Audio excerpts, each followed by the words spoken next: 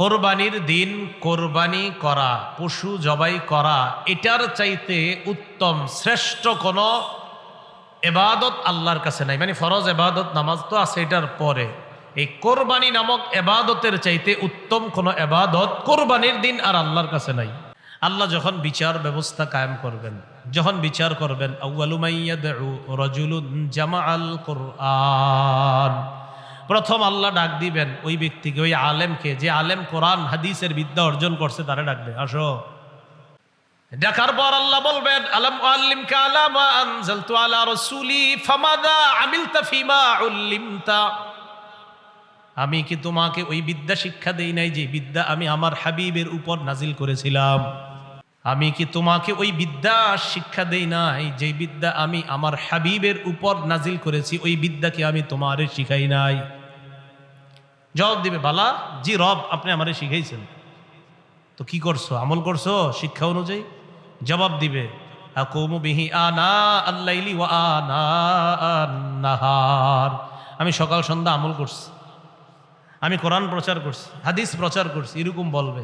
যেমন মনে করেন আমি যদি কই, আল্লাহ আমি দিনের বেলা ক্লাস করছি, রাতের বেলা হাদিস প্রচার করছি, তো এরকম মনে করেন একজন আলেম বলবে, আল্লাহ আমি দিন রাত শুধু কোরআন হাদিস প্রচার করছি। আল্লাহ বলবে, হ্যাঁ ঠিকই করছো, কেন করছো?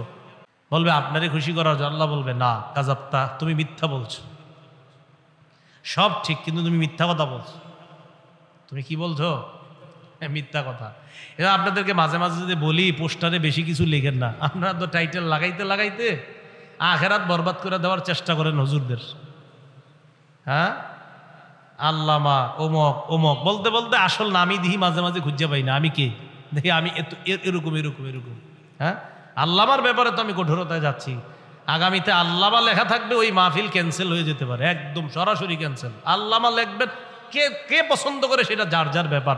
আমার নামের শুরুতে আল্লামা লিখবেন, মাহফিল ক্যান্সেল টোটাল, সাথে সাথে কোনো ওজর, আপত্তি, পরামর্শ, সুপারিশ কোনো কার্যকরী হবে না। যেটা আমি পছন্দ করি না, কেন লিখবেন এটা? আপনি এটা লিখবেন না। হাফিজুল হাদিস লিখলে ক্যান্সেল তো হবেই মাহফিল, ভবিষ্যতে আর কোনোদিন পাবেন না। আল্লামা লিখলে মাহফিল ক্যান্সেল, আর হাফিজুল হাদিস লিখলে ভবিষ্যতে আর পাবেন না। মাথা রাখবেন, এই ভুলেও লেখেন না, এই কাজ ভুলেও করেন না। আল্লাহর হস্তে আল্লামা লিখবেন না, হাফিজুল হাদিস লিখবেন না, এগুলো লিখবেন না, ভুলেও লেখেন না।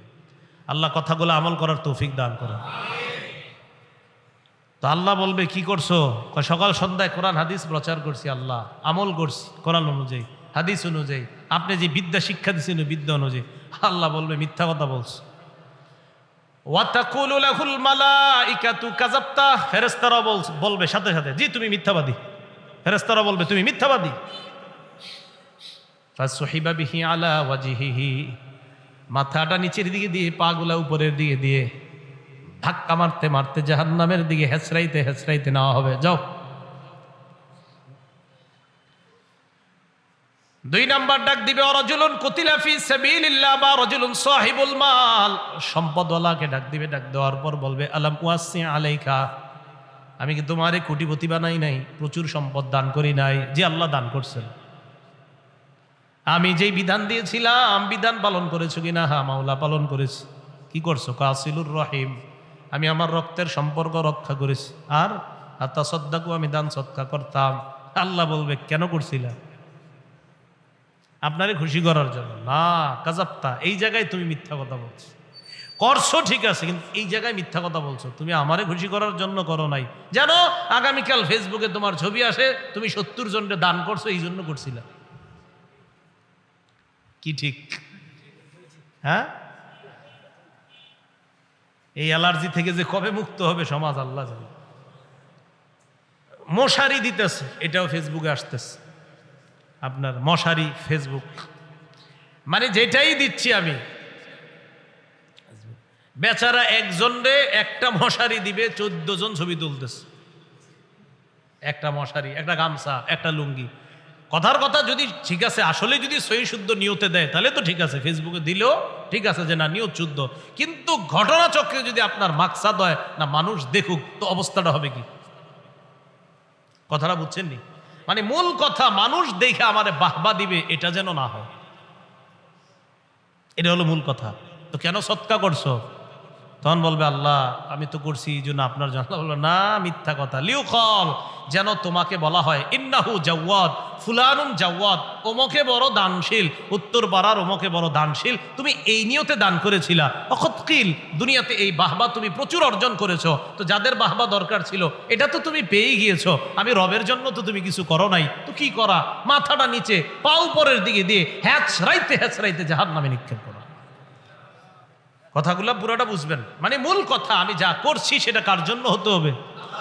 হ্যাঁ, এটা যদি না হয় আল্লাহ বলবে তুমি তো আমার জন্য করো নাই, তুমি করছো, তুমি দান করছো, তুমি সব করছো, কিন্তু করছো কার জন্য। এবার ডাক দিবে আল্লাহ, রজুলুন কুতিলা ফি সাবিলিল্লাহ, আল্লাহ রাস্তার মুজাহিদকে, আসো তোমারে আমি জিহাদ করার তৌফিক দিছি, কেন করছো? কয় কাতালতু হাত্তা কুতিলতু, আল্লাহ আমি লড়াই করতে করতে শহীদ হয়ে গেছি। আল্লাহ বলবে কেন? আপনারে খুশি করার জন্য। আল্লাহ বলবে না, দুনিয়াতে তোমার এই নিয়ত ছিল না, তোমার নিয়ত ছিল আমারে সবাই বীর বাহাদুর বলবে, তুমি এই জন্য করছিলা। তো দুনিয়াতে বাহবা দিছে তোমারে বীর বাহাদুর বইলা, পত্রিকায় তোমার ব্যাপারে প্রচুর লেখা হয়েছে, তুমি বীর, তুমি বাহাদুর, সব। তুমি আমার জন্য এটা করো নাই, তো যেহেতু করো নাই অতএব আমার কাছ থেকে কিছু পাওয়ার আশা কিভাবে করো? যাও জাহান্নামে যাও। বুঝে থাকলে বলেন কোরবানি কার জন্য?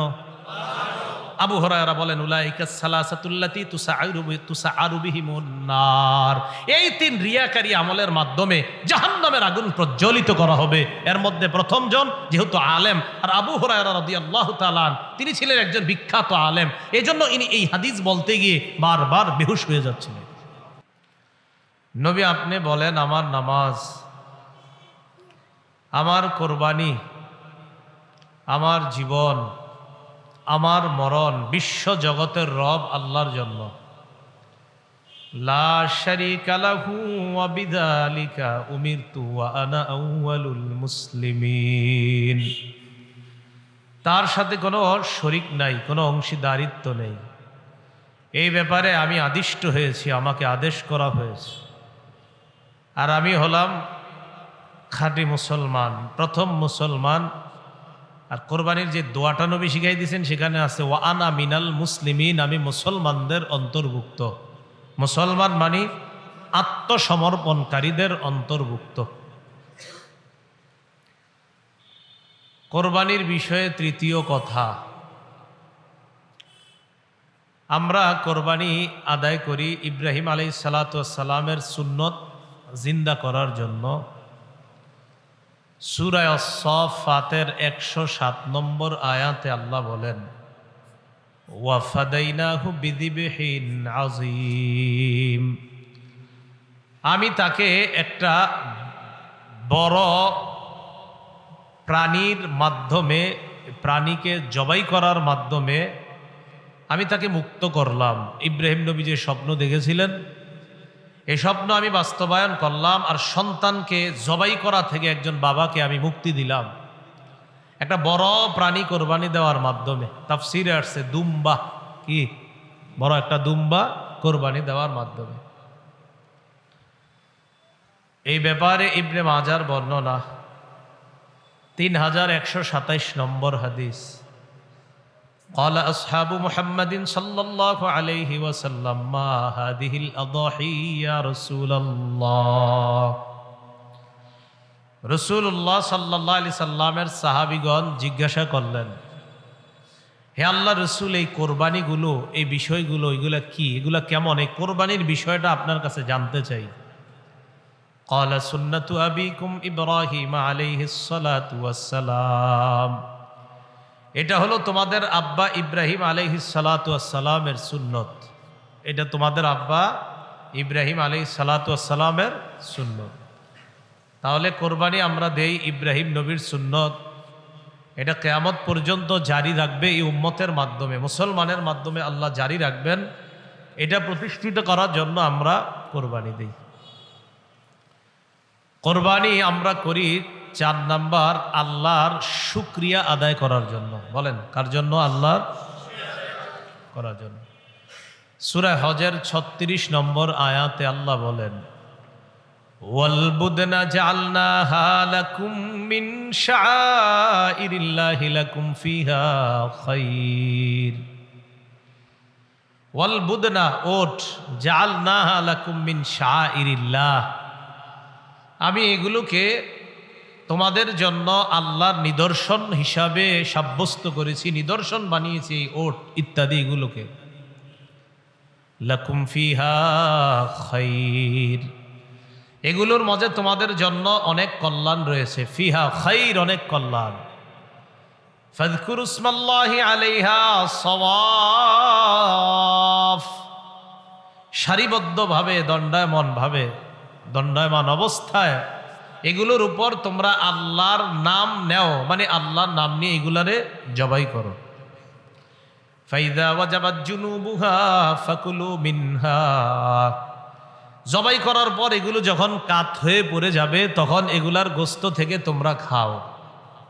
ওয়া আতইমুল কানিআ ওয়াল মু'তার, যারা লজ্জায় চাইতে পারে না তাদেরকে খাওয়াও, আবার যারা চায় তাদেরকেও খাওয়াও। যারা চাইতে পারে না তাদেরকেও খাওয়াও, আবার যারা চাইতে পারে তাদেরকেও খাওয়াও।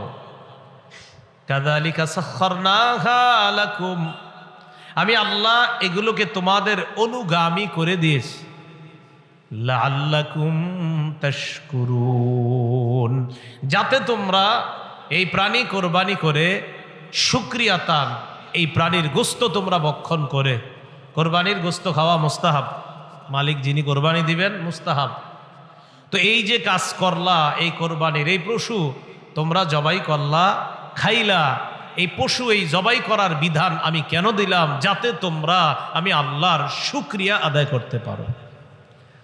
আরেকটা কি শুকরিয়া? যে মানুষের পরিবর্তে আমি প্রাণী জবাইয়ের বিধান দিলাম। ছিল তো মানুষ জবাইয়ের বিধান, কিন্তু ইব্রাহিম নবীর মাধ্যমে আমি আল্লাহ এই বিধানটাকে প্রাণী জবাইয়ের বিধানের মাধ্যমে কিয়ামত পর্যন্ত মুসলমানের জন্য এই নিয়ম চালু করলাম, যেন তোমরা কৃতজ্ঞতা আদায় করতে পারো। তাহলে 4 নাম্বার, আমরা কোরবানি করি আল্লাহর শুকরিয়া আদায় করার জন্য। 5 নম্বর, কোরবানির গুরুত্ব। কোরবানির গুরুত্ব বোঝার জন্য এতটুকুই যথেষ্ট। তিরমিজি শরীফের 1507 নম্বর হাদিস, 1507, এই হাদিসের মধ্যে আসছে আকামা রাসূলুল্লাহ সাল্লাল্লাহু আলাইহি ওয়াসাল্লাম বিল মাদিনাতি 10 সিনিনা ইউদহি। রাসূলুল্লাহ সাল্লাল্লাহু আলাইহি সাল্লাম মদিনায় 10 বছর অবস্থান করেছেন, 10 বছর কোরবানি করছেন। এর চেয়ে বড় আর গুরুত্ব কি দরকার? মানে গুরুত্ব কতটা হলে প্রত্যেক বছর কোরবানি করছেন। তাহলে 10 বছর মদিনায় অবস্থান করেছেন, 10 বছর কোরবানি করছেন, গুরুত্ব আছে না নাই? 6 নম্বর কথা, কোরবানির ফজিলত। কোরবানির ফজিলতের কয়েকটা ফজিলত আমরা জানি। প্রথম ফজিলত,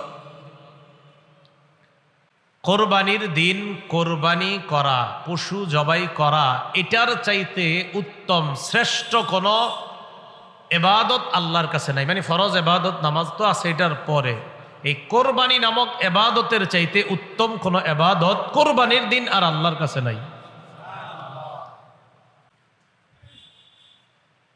তিরমিজি শরীফের 1493 নম্বর হাদিসের বর্ণনা, قال رسول الله صلى الله عليه وسلم ما عمل آدمي من عمل يوم النحر أحب إلى الله من إهراق الدم। রাসূলুল্লাহ সাল্লাল্লাহু আলাইহি সাল্লাম বলেন, কোরবানির দিন আদম সন্তান যে কোরবানি করে, এই কোরবানি করার চাইতে এত ফজিলতপূর্ণ আমল আর আল্লাহর কাছে নাই। কবে এটা? কোরবানির দিন।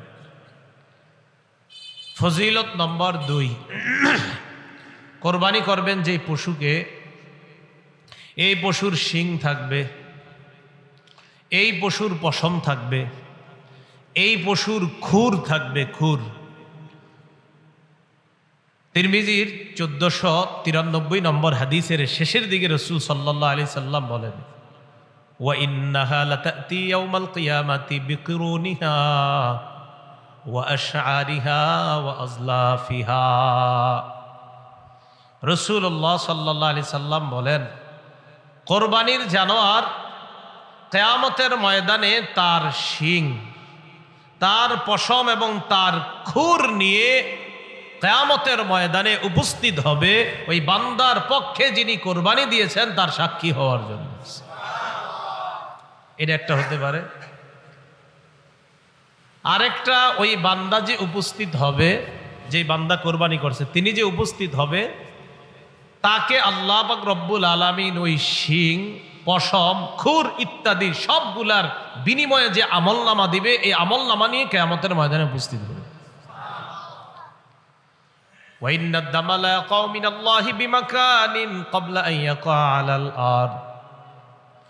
কোরবানি জবাই করবেন যে পশুটা, এই পশুর রক্ত মাটিতে পড়ার আগে এই রক্তটা আল্লাহর কাছে আলাদা একটা মর্যাদার স্থান দখল করে নেয়। জবাই করছেন, রক্তের ফোঁটাটা জমিনে পড়বে, পড়ার আগে এটা আল্লাহর কাছে আলাদা একটা মর্যাদার স্থান আল্লাহর কাছে নিয়ে নেয়। ফজিলত নম্বর 3, কোরবানি যেই জানোয়ারটা আমরা জবাই করি এটার প্রত্যেকটা পশমের বিনিময়ে একটা নেকি দেওয়া হয়। ইবনে মাজার 3127 নম্বর হাদিসের বর্ণনা, অংশ বিশেষ বর্ণনা। ক্বালু ফামা লানা ইয়া রাসূলুল্লাহ ক্বালা বিকুল্লি শা'রাতিন হাসানা। قالوا فما الصوف يا رسول الله قال بكل شعرة من الصوف حسنة। সাহাবায়ে কেরাম আল্লাহ রসুলকে প্রশ্ন করলেন, হে আল্লাহ রসুল সাল্লাল্লাহু আলাইহি ওয়াসাল্লাম, আমরা যে কোরবানি করি আমাদের কি ফজিলত আছে এটা করার মধ্যে? নবীজি বললেন, বিকুল্লি শা'রাতিন হাসানা, প্রত্যেকটা পশমের বিনিময়ে একটা নেকি। তো এবার যে গরুটা কিনবেন গুইনেন কয়টা পশম নাকি? হ্যাঁ, বলতে পারবেন? তাহলে কি পরিমাণ সওয়াব! সুবহানাল্লাহ। ক্বালু ফামা লানা ইয়া রাসূলুল্লাহ, সাহাবীগণ প্রশ্ন করলেন, হুজুর কি সওয়াব হবে? নবীজি বললেন, বিকুল্লি শা'রাতিন হাসানা, প্রত্যেকটা পশমের বিনিময়ে একটা করে নেকি দেওয়া হবে। ক্বালু ফামাস সুফু ইয়া রাসূলুল্লাহ, আল্লাহ নবী আপনার কাছে জানতে চাই, কিছু পশু আছে এমন যেই পশুগুলা তুলনামূলকভাবে অন্যান্য পশুর চাইতে অনেক বেশি পশম হয়, অনেক বেশি পশম হয়। বেড়া, হ্যাঁ, তো খালি পশম আর পশম। গরু তো আপনার পশম কম, কথার কথা, ওইগুলার তুলনায়। কজুর যেগুলা শুধু পশম আর পশম শরীরের মধ্যে, ওই প্রাণী নবীজি বললেন, তো কি হয়েছে পশম থাকলে? বিকুল্লি শা'রাতিন মিনাস সুফ, যেগুলার পশম বেশি, ওই বেশি প্রত্যেকটা পশমের বিনিময়ে সওয়াব দেওয়া হবে। সাহাবায়ে কেরাম মানে অবাক হয়ে প্রশ্ন করছে, হুজুর বুঝলাম যে গরু ইত্যাদি একবার শরীরে পশম থাকে মোটামুটি, কিন্তু এরকম না যে অনেক বেশি বেশি বড় হয়ে আছে, এমন না তো। কিন্তু কিছু প্রাণী তো আছে চারোদিকে খালি পশম আর পশম, খুব বেশি। এদের নবীজি কয় সমস্যা নাই, যত পশম তত নেকি। এ হলো 3 নম্বর ফজিলত। ফজিলত নম্বর 4, আল মুস্তাদরাক লিল হাকিম নামে একটা কিতাব আছে, হাদিসের এই কিতাবের বর্ণনা।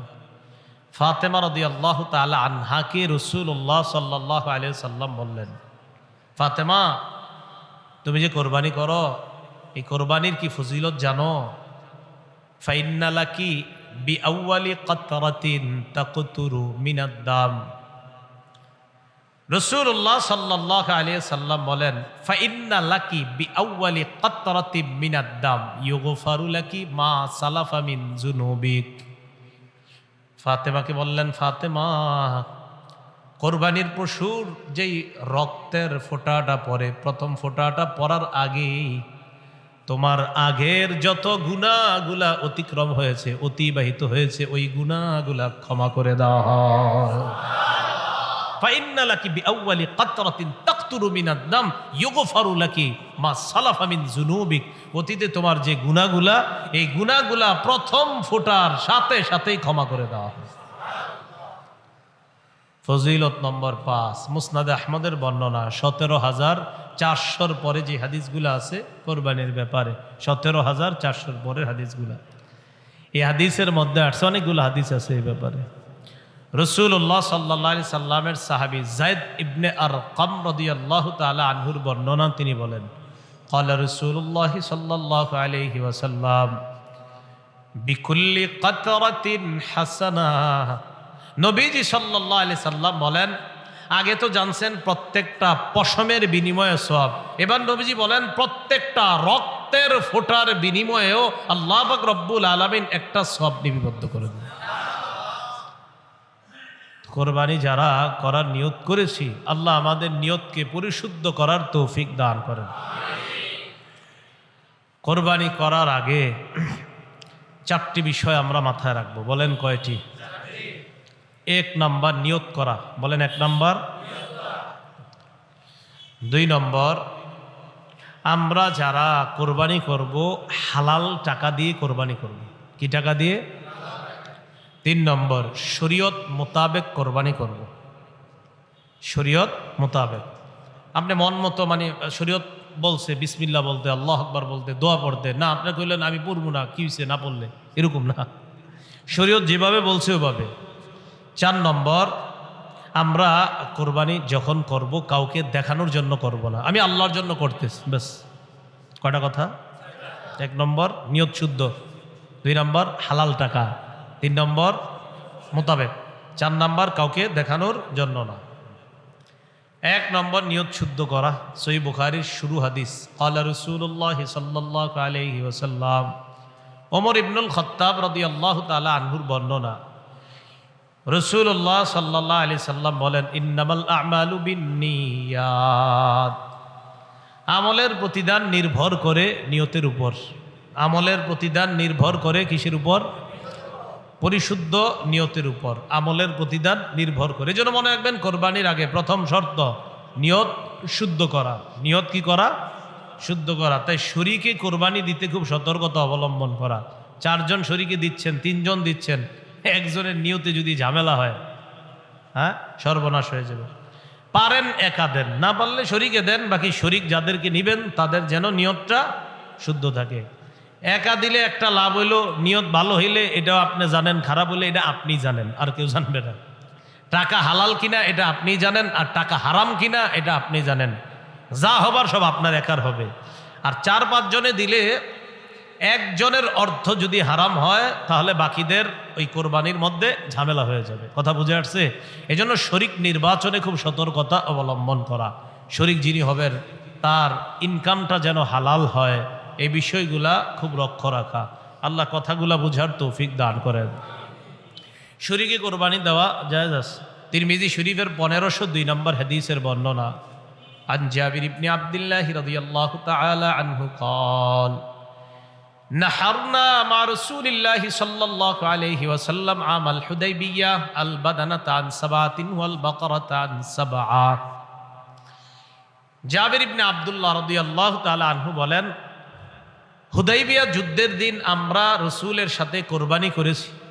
7 জনের পক্ষ থেকে একটা ওট জবাই করেছি, 7 জনের পক্ষ থেকে গরু জবাই করেছি। 7 জনের পক্ষ থেকে ওট জবাই করছি, 7 জনের পক্ষ থেকে গরু। তিরমিজি শরীফের 1502 নম্বর হাদিস। 1490 পরে সব কোরবানির ব্যাপারে হাদিসগুলা 1490, 91, 92, 1501, 2, 3 তিরমিজির সব কোরবানির ব্যাপারে। মুসলিম শরীফে বর্ণনা আছে, একই সাহাবীর বর্ণনা, জাবির ইবনে আব্দুল্লাহর বর্ণনা। তিনি বলেন, আমরা কোরবানি করেছি, আমরা ওট 7 জনের পক্ষ থেকে করেছি, গরু 7 জনের পক্ষ থেকে করেছি। তো যাই হোক, শরীকে কোরবানি দিতে সতর্কতা অবলম্বন করা। আমার শরীক যিনি হবেন তিনি যেন হালাল ইনকাম করেন, উপার্জন করেন, এই বিষয়গুলোর প্রতি আমরা অবশ্যই খেয়াল রাখবো। তো আসেন, 1 নাম্বার নিয়ত শুদ্ধ করা।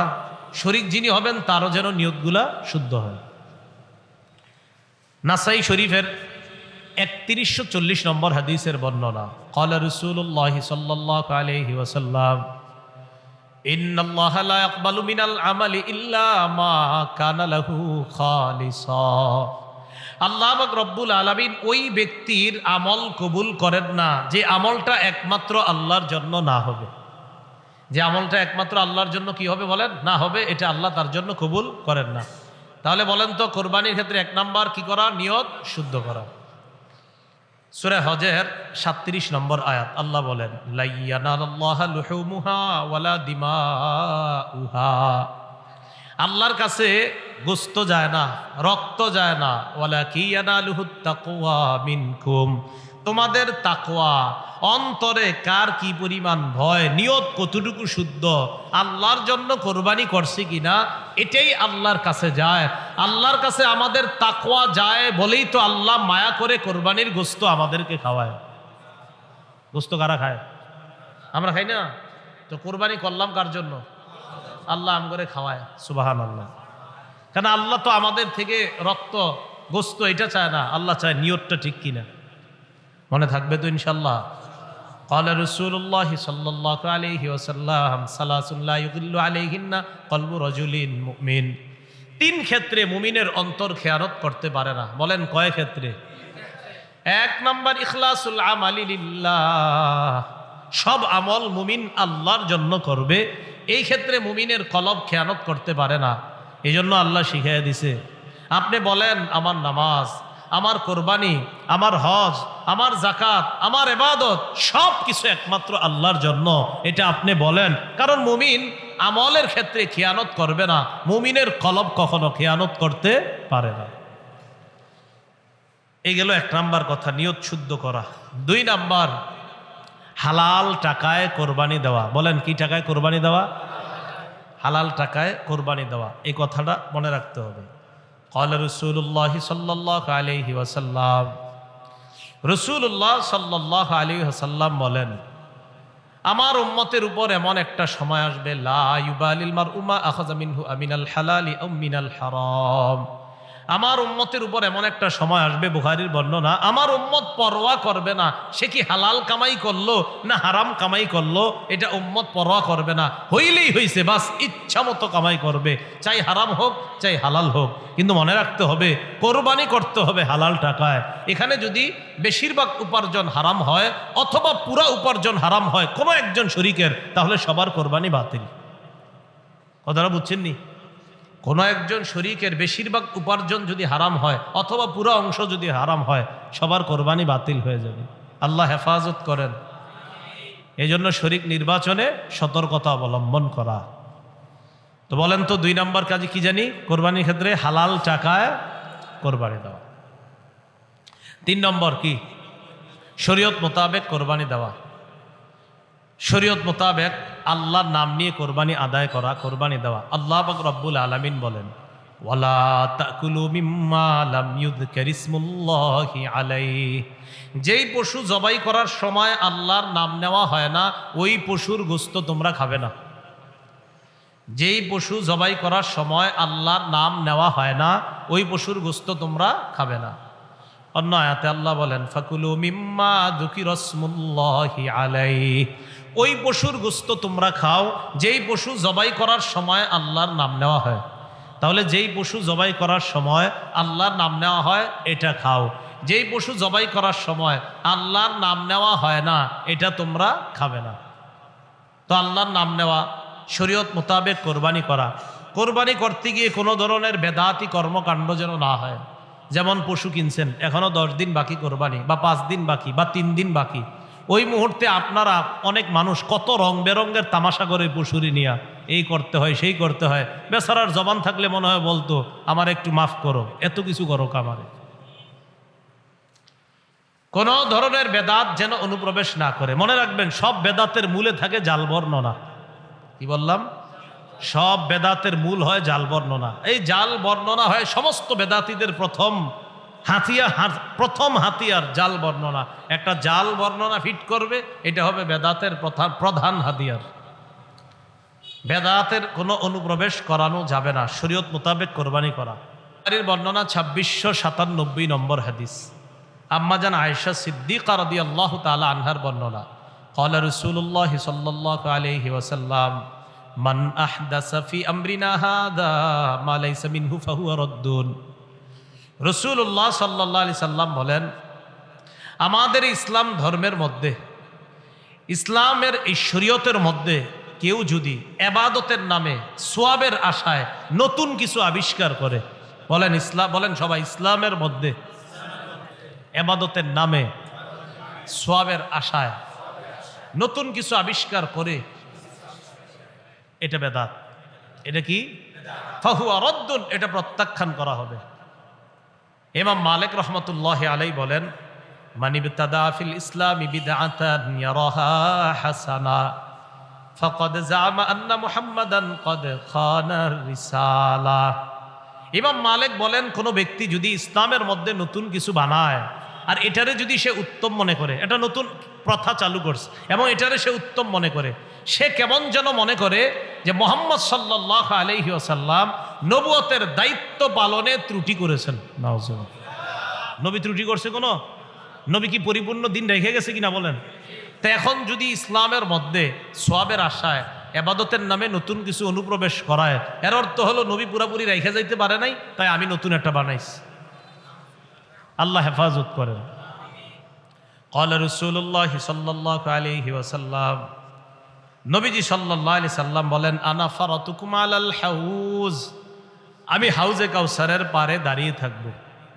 হাউজে কাউসারের পারে যখন আমি দাঁড়িয়ে থাকব, তখন আমার সামনে আমার উম্মত যাবে। মান মাররা আলাইয়া শারিবা, আমার উম্মত আমার সামনে দিয়ে যাবে, যাওয়ার সময় পানি পান করবে। ওয়ামান শারিবা লাম ইয়াজমা আবাদা, আমার উম্মতের কেউ যদি হাউজে কাউসারের পানি পান করে সে আর পিপাসার্ত হবে না। বুখারীর বর্ণনা। এরপরে রাসূল সাল্লাল্লাহু আলাইহি সাল্লাম বলেন, সুম্মা লা ইয়ারিদান্না আলাইয়া আকওয়ামুন আ'রিফুহুম ওয়া ইয়ারিফুনানি, এরপর আমার সামনে এমন একদল মানুষ যাবে আমার সামনে দিয়ে, যাদেরকে আমি চিনব, তারা আমার উম্মত, তারাও আমাকে চিনবে। আমি তাদেরকে পানি পান করাইতে চাইব। সুম্মা ইউহালু বাইনি ওয়া বাইনাহুম, আমার মাঝে আর তাদের মাঝে প্রতিবন্ধকতা সৃষ্টি করা হবে। আমি বলবো, ইন্নাহুম মিন উম্মতি, আল্লাহ এরা তো আমার উম্মত। আল্লাহর পক্ষ থেকে জবাব দেওয়া হবে, ইন্নাকা লা তাদরি মা আহদাসু বা'দাক, হাবিব আপনি জানেন না, আপনি দুনিয়া থেকে বিদায় নেওয়ার পর তারা নতুন নতুন কত বেদাত চালু করছে, আপনার জানা নাই। যখন নবী জানবে এই মানুষগুলা ইসলামের মধ্যে আমি যেই ধর্ম রেখে এসেছি, আমি যেই শরীয়ত রেখে গেলাম, এটার মধ্যে তারা নিজেদের মন মতো নতুন কিছু আবিষ্কার করছে, তখন নবী বলবেন, সুহকান সুহকান লিমান গায়্যারা দীনি, আমার সামনে থেকে দূর হও, যে আমার ইসলামকে, আমার রেখে আসা শরীয়তকে পরিবর্তন করে দিয়েছে, সে আমার সামনে থেকে দূর হও, আমি তোমার চেহারাটা দেখতেও চাই না। পানি পান করাবে দূরের কথা, ওই উম্মতকে বলবে, দূর হও, দূর হও আমার সামনে থেকে। তাহলে হাউজে কাউসারের পানি নবী পান করাবে তাদেরকে, যারাই যাবে সামনে দিয়ে। নবী বলছেন, আমার সামনে একদল মানুষ যাবে যাদেরকে আমি চিনব, তারাও আমাকে চিনবে, আমি তাদেরকে পানি পান করাইতে চাইব, আমার আর তাদের মাঝে প্রতিবন্ধকতা সৃষ্টি করা হবে। আমি বলবো, ইন্নাহুম মিন উম্মতি, তারা তো আমার উম্মত। জবাব দেওয়া হবে, ইন্নাকা লা তাদরি মা আহদাসু বা'দাক, আপনি জানেন না, আপনি দুনিয়া থেকে চলে আসার পর তারা কত নতুন কিছু আবিষ্কার করছে। নবীজি বলেন, তখন আমি বলবো, সুহকান সুহকান লিমান গায়্যারা দীনি ওয়া ফি রিওয়ায়া বাদদালা দীনি, আমার ধর্ম, অর্থাৎ আমি যে ধর্ম রেখে আসলাম দুনিয়াতে, যে শরীয়ত রেখে আসছি, এটা যে পরিবর্তন করেছে, দূর হও, দূর হও আমার সামনে থেকে। আল্লাহ আমাদেরকে হেফাজত করেন। কয় নম্বর কথা গেল? 3, শরীয়ত মোতাবেক কোরবানি করা। 4 নাম্বার, কাউকে দেখানোর জন্য কোরবানি না করা। 4 নাম্বারটা এমনি বলতে পারি যে রিয়া মুক্ত কোরবানি করা। বলেন, রিয়া মুক্ত কোরবানি করা, লৌকিকতা মুক্ত কোরবানি করা, লৌকিকতা মুক্ত কোরবানি করা, লোক দেখানো ছাড়া কোরবানি করা। লোক দেখানোর কোরবানি যদি হয় তাহলে এটা কিন্তু মুশকিল হয়ে যাবে, এটা আল্লাহ কবুল করবেন না। তিরমিজি শরীফের লম্বা হাদিস, 2382 নম্বর হাদিস, এই হাদিসের মধ্যে আসছে রাসূলুল্লাহ সাল্লাল্লাহু আলাইহি ওয়াসাল্লাম 2380, 2381, 82, 2383 এই হাদিসগুলো সব রিয়ার ব্যাপারে। রাসূল বলেন, মাইয়ুরাই ইউরাইল্লাহ ওয়া মাইয়ুসাম্মি ইউসাম্মিহুল্লাহ, যে কাউরে দেখানোর জন্য কোনো আমল করে, কিয়ামতের মাঠে আল্লাহ তারে দেখায়া দিবেন। মানে এই রিয়ার পরিবর্তে যে গজব আল্লাহ দিবেন সেটাও সে দেখতে পাবে। ওমাইয়ুসাম্মি, যে মানুষকে শোনানোর জন্য কিছু করে, যে মানুষ আমারে বলবে আমি শাইখুল হাদিস, আমি বড় মুহাদ্দিস, এটা আমারে বলবে, আল্লাহ কিয়ামতের ময়দানেও তাকে ভয়ঙ্কর কিছু শুনিয়ে দিবেন। বলেন নাউজুবিল্লাহ। রিয়া করা যাবে না, দেখানো যাবে না। তো তিরমিজি শরীফের 2382 নম্বর হাদিস, এই হাদিসের মধ্যে রাসূলুল্লাহ সাল্লাল্লাহু আলাইহি সাল্লামের সাহাবী আবু হুরায়রা রাদিয়াল্লাহু তাআলা আনহুর বর্ণনা। এই হাদিসের বর্ণনাকারী উকবাহ ইবনু আমির তিনি বলেন, আন্না শুফাই আল আসবাহি দাখাল আল মাদিনাতা ফাইদা হুয়া বিআবি হুরায়রাতা রাদিয়াল্লাহু তাআলা আনহু ওয়াকাদ ইজতামা আলাইহিন নাস। একজন বিখ্যাত তাবিঈ নাম শুফাই আল আসবাহি, তিনি মদিনায় আসলেন। আসার পর তিনি দেখেন রাসূলের সাহাবী আবু হুরায়রা রাদিয়াল্লাহু তাআলা আনহু এক জায়গায় বসা, মানুষ তাকে ঘেরাও করে আছে, মানুষ তার চারপাশে একত্রিত হয়েছে।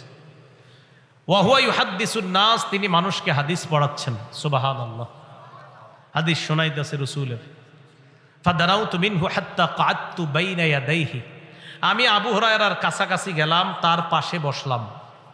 ফালাম্মা সাকাতা ওয়া খালা, তিনি যখন হাদিস পড়ানো থেকে চুপ হইলেন, বিরত থাকলেন, একাকিত্ব, তিনি যখন নির্জনতা অবলম্বন করলেন, একা একা হলেন, আর কেউ আশেপাশে নাই, আমি তাকে কানে কানে তার পাশে যে বসে আছি, না আমি তাকে ঘরের মধ্যে একা একই যখন তিনি আছেন তখন বললাম, লাম্মা হাদ্দাসতানি হাদিসান সামি'তাহু মির রাসূলিল্লাহি সাল্লাল্লাহু আলাইহি ওয়াসাল্লাম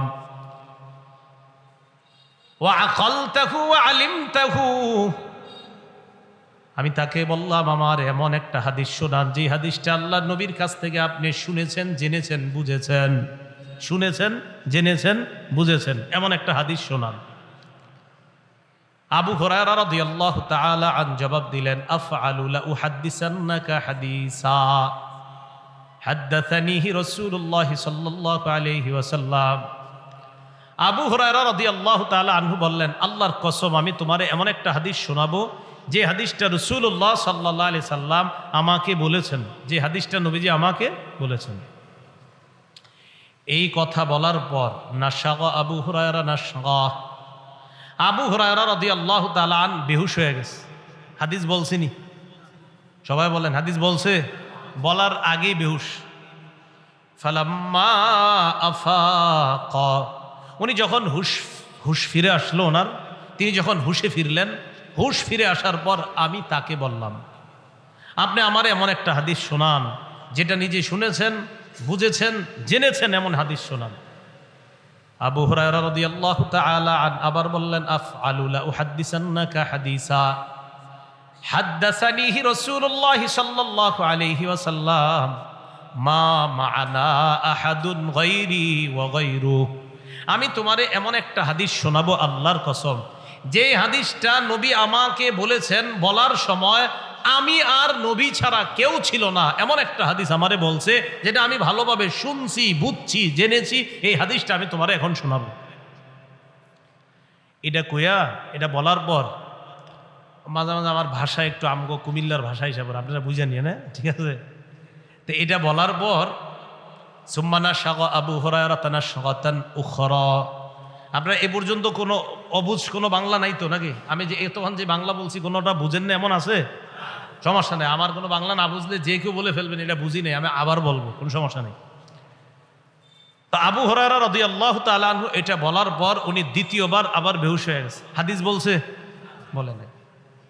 ফালাম্মা আফাকা, উনি আবার হুশে আসলেন, তার হুশ ফিরে আসার পর আমি আবার বললাম, এমন একটা হাদিস শোনান আমাকে একটু, যেটা শুনেছেন, জেনেছেন, বুঝেছেন।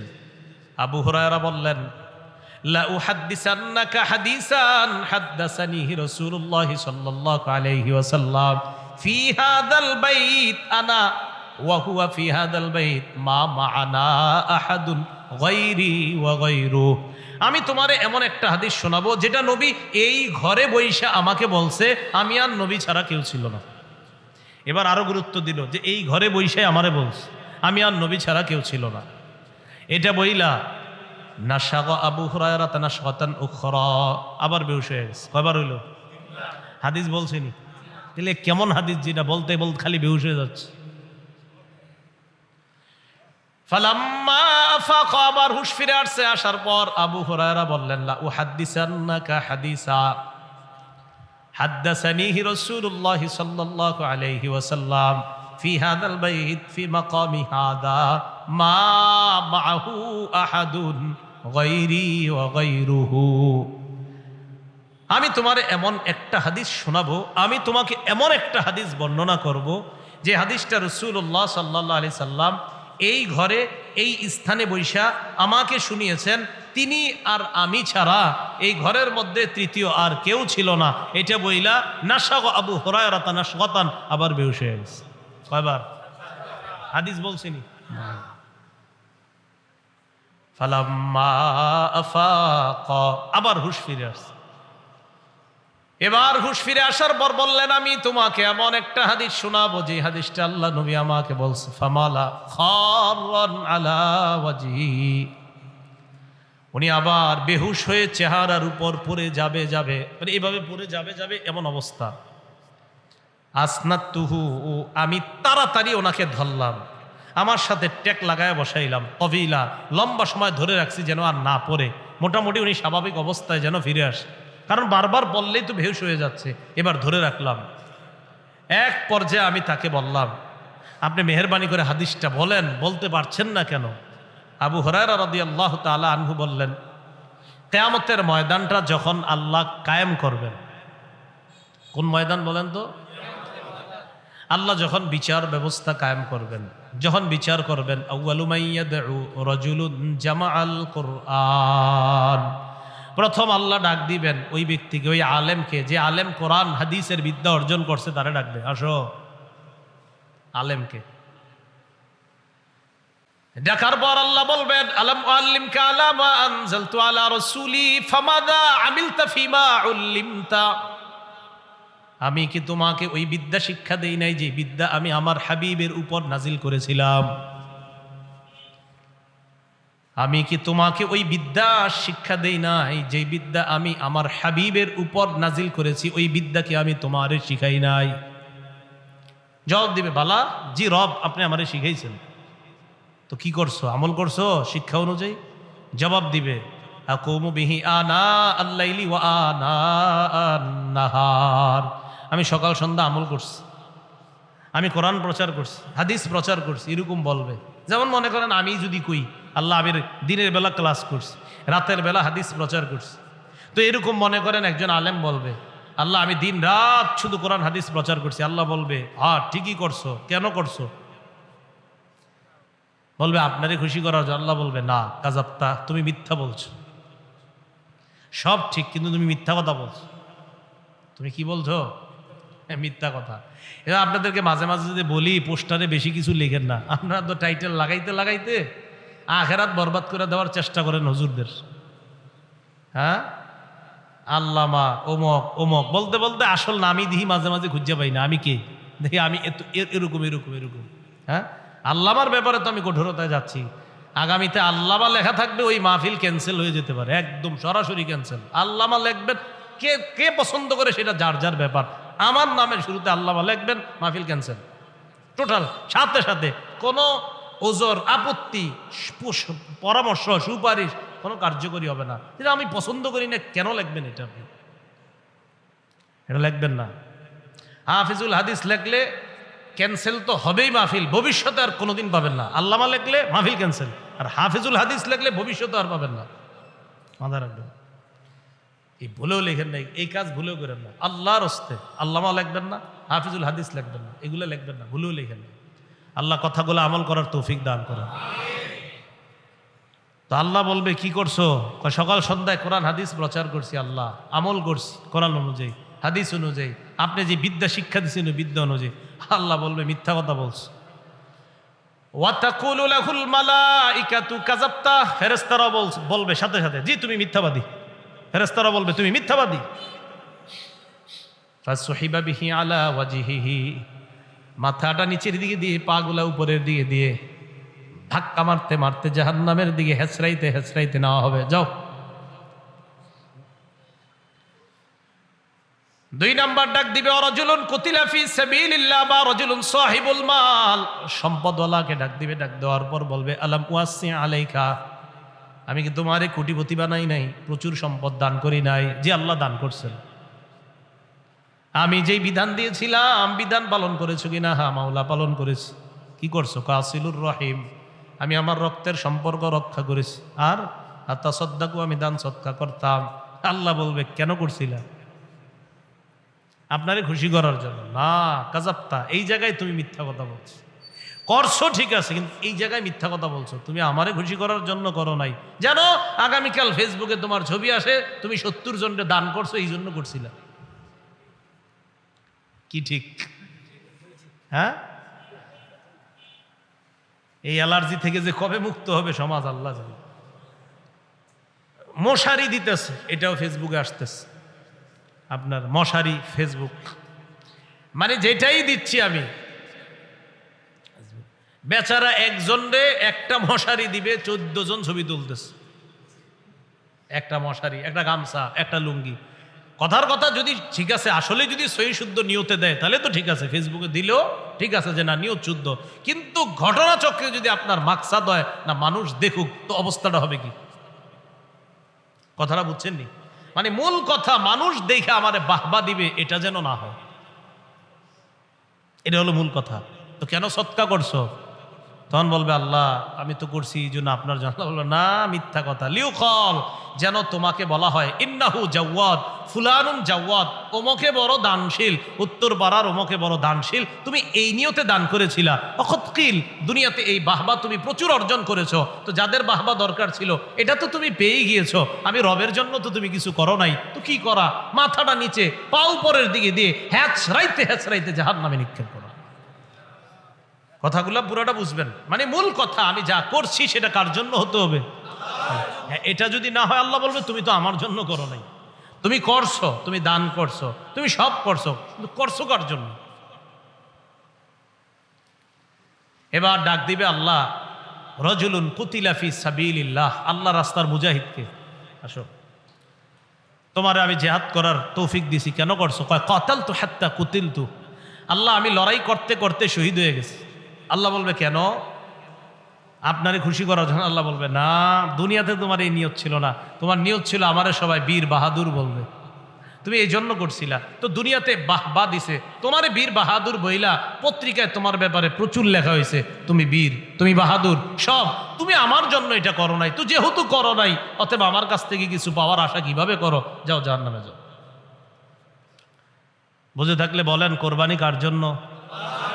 আবু হুরায়রা বলেন উলাইকা সালাসাতুল্লাতি তুসাআরু বিহিমুন নার, এই 3 রিয়াকারী আমলের মাধ্যমে জাহান্নামের আগুন প্রজ্বলিত করা হবে। এর মধ্যে প্রথম জন যেহেতু আলেম, আর আবু হুরায়রা রাদিয়াল্লাহু তাআলা তিনি ছিলেন একজন বিখ্যাত আলেম, এজন্য ইনি এই হাদিস বলতে গিয়ে বারবার বেহুশ হয়ে যাচ্ছিলেন, বলতে পারছিলেন। বলেন কোরবানি 1 নম্বর নিয়ত শুদ্ধ করা, 2 নম্বর মাল হালাল হওয়া, 3 নম্বর শরীয়ত মোতাবেক, 4 নম্বর হ্যাঁ আল্লাহর জন্যই কোরবানি করা। আল্লাহর জন্য কি করা? কোরবানি। তো হাদিস দ্বারা বোঝা যায় কিয়ামতের ময়দানে শুধু এদেরকে ডাকবে এমন না, এরকম যারা আমল করছে এই শ্রেণী বিভিন্ন শ্রেণীকে বলবে যে তুমি ওটা কেন করেছো বলো? তো বলবে আল্লাহ এই জন্য করি। আল্লাহ বলবেন না, আমার জন্য করো নাই। পুরা আলোচনাটা বুঝে থাকলে বলেন আমার নামাজ কার জন্য হবে? হজ জাকাত কোরবানি কার জন্য হবে? আমার জীবন কার? আমার মৃত্যু দিবেন কে? এটাই ইব্রাহিম নবীকে আল্লাহ বললেন আসলিম, আপনি সারান্ডার করেন, আত্মসমর্পণ করেন। সূরা বাকারাতে আল্লাহ বলেন 131 নম্বর আয়াত, ইব্রাহিম নবী বললেন আসলামতু লিরাব্বিল আলামিন, আমি বিশ্ব জগতের রবের সামনে নিজেকে সঁপে দিলাম। এই জায়গায় কার কথা বলছে? না, এই জায়গায় কার কথা? ইব্রাহিম নবীর কথা। এবার সূরা ওয়াস-সাফফাতের মধ্যে যান 102 থেকে 107 নম্বর আয়াত, ওখানে দেখবেন 2 বাবা আর সন্তান, ইব্রাহিম নবী, ইসমাইল নবী, এই 2 জনের কথা আল্লাহ বলছে। ফালাম্মা আসলামা, তারা 2 জন যখন আল্লাহর কাছে আত্মসমর্পণ করলেন। প্রথমে ইব্রাহিম নবী আত্মসমর্পণ করছে।